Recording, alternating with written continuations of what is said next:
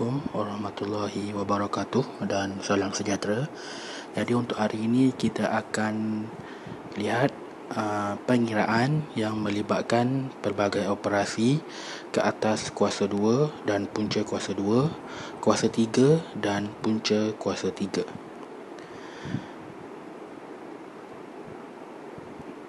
Baik, untuk buku teks, pelajar-pelajar boleh rujuk buku teks muka surat 68.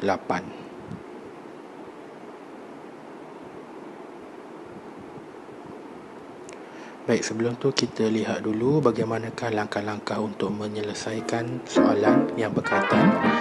Okey, yang pertama sekali adalah kita kena cari dahulu nilai bagi kuasa 2, punca kuasa 2, kuasa 3 ataupun punca kuasa 3. Okey, langkah yang kedua, selesaikan operasi dalam tanda kurungan. Langkah yang ketiga, selesaikan operasi darab dan bahagi, yang mana kita perlu selesaikan dari kiri ke kanan. Dan yang seterusnya, selesaikan operasi tambah dan tolak dari kiri ke kanan. Okey, untuk langkah-langkah ini kita perlu ikut dari langkah pertama sehinggalah langkah yang terakhir, dan bergantung juga kepada soalan. Baik, kita lihat contoh yang pertama. Sifar perpuluhan 5 kuasa 2 tambah punca kuasa 3 1000. Okey, sebelum tu kita lihat langkah penyelesaian. Okey, yang pertama, selesaikan operasi di dalam tanda kurungan.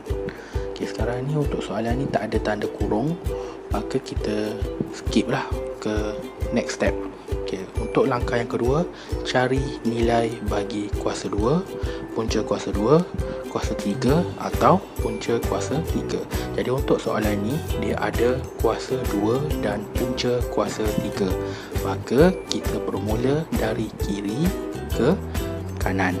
Okey, kita cari dahulu sifar perpuluhan 5 kuasa 2. Okey, guna kalkulator, maka kita akan dapat sifar perpuluhan 25. Okey, seterusnya punca kuasa 3 bagi 1000, kita dapat 10. Okey, dah selesaikan untuk step yang kedua. Okey, maka seterusnya kita selesaikan operasi tambah. Sifar perpuluhan 25 tambah 10, maka jawapannya adalah 10.25. Kita lihat contoh yang kedua. Punca kuasa 3, negatif 3, 3/8, darab dalam kurungan punca kuasa 2, 36, tolak 2 kuasa 3, kuasa 2.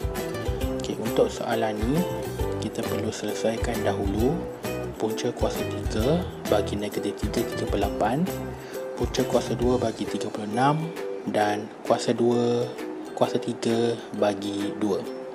Okey, yang pertama sekali, 3, 3/8 ni, negatif 3, 3/8 ni adalah nombor bercampur.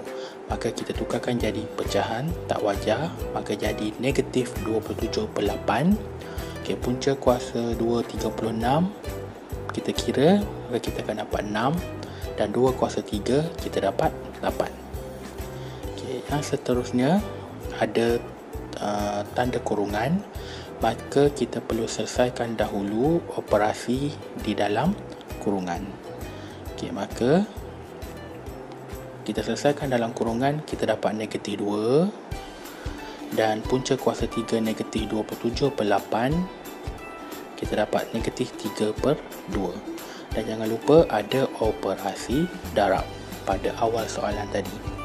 Okey, yang seterusnya yang belum diselesaikan lagi adalah negatif 2 kuasa 2. Maka kita cari nilai bagi negatif 2 kuasa 2, maka kita dapat 4. Okey, kenapa dapat positif 4? Sebab negatif darab negatif, maka jawapan dia adalah positif. Sebab itulah hasilnya positif 4. Okey, maka kita teruskan langkah yang seterusnya. Negatif 3/2 darab dengan 4, maka kita dapat jawapan negatif 6. Baik, kita tengok contoh yang ketiga. negatif 5 kuasa 2 tambah punca kuasa 2, 2/7/9 tolak 2/3. Okay, jadi untuk soalan ni, kita ada kuasa 2, kita ada punca kuasa 2 dan kita ada kuasa 3. Manakala operasi yang terlibat pula operasi tambah dengan operasi tolak. Okay, yang seterusnya kita tengok ada kurungan, yang mana kurungan ni melibatkan negatif 5. Tapi untuk kurungan ni bukanlah kurungan yang perlu diselesaikan.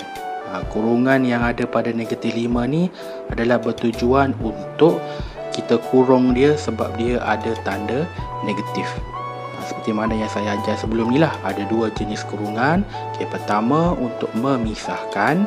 Okay, yang kedua kurungan yang bertujuan untuk diutamakan, maksudnya untuk diselesaikan terlebih dahulu.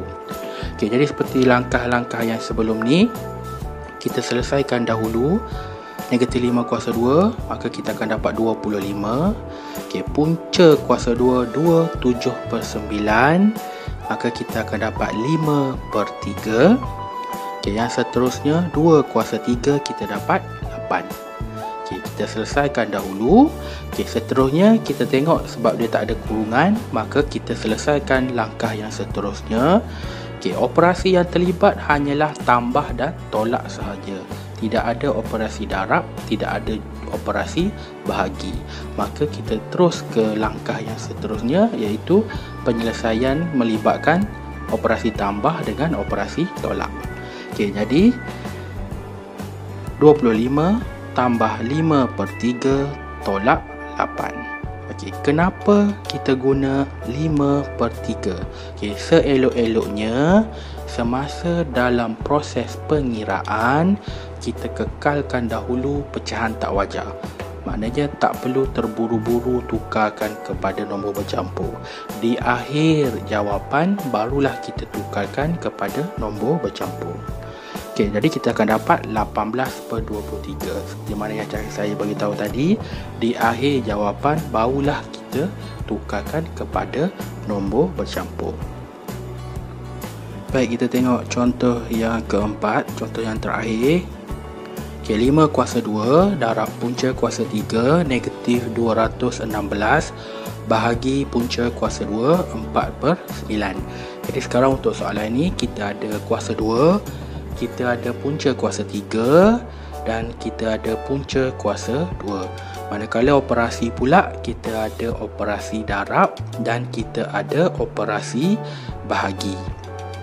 Baik, seperti biasa kita selesaikan dahulu 5 kuasa 2, maka kita dapat 25. Kita selesaikan punca kuasa 3 negatif 216, maka kita akan dapat negatif 6. Dan kita selesaikan punca kuasa 2 4/9, kita akan dapat 2/3. Okay, seterusnya kita tak ada operasi tambah dan tolak, maka kita kena selesaikan operasi darab dan bahagi. Okay, ada setengah pelajar ni dia tertanya-tanya sama ada nak bahagi dulu ke atau darab dulu. Okay, jadi pendapat saya lebih elok kalau kita mulakan dari kiri ke kanan. Okay, jadi kita mulakan dari kiri ke kanan, maka 25 darab negatif 6 bahagi 2/3. Jadi sekarang ni apa yang kita perlu awasi adalah bahagi. Okay, kenapa bahagi? Sebab bahagi ni melibatkan pecahan. Jadi disebabkan bahagi dengan pecahan, maka kita tukarkan simbol bahagi kepada darab dan kita perlu terbalikkan pecahan di belakang. Okay, jadi kita darab seperti biasa dan kita akan dapat jawapan negatif 225. Okay, perlu tak kita letak kurungan? Okay, kita tak perlu letak kurungan lah, kerana dia adalah jawapan yang terakhir dan dia bukannya bersifat untuk melindungi.